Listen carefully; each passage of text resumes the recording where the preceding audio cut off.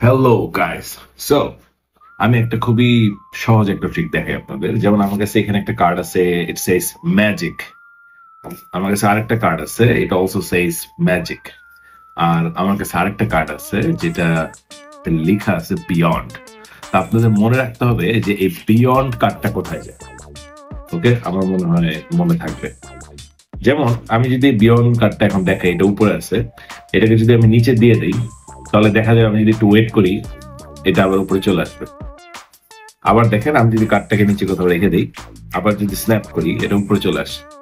আমি আবার যদি নিচে রেখে দিই, স্ন্যাপ করি, এটা উপরে চলে আসে। তো একসময় মনে হতে পারে যে এখানে সব কয়টা কার্ডই মনে হয় বিয়ন্ড।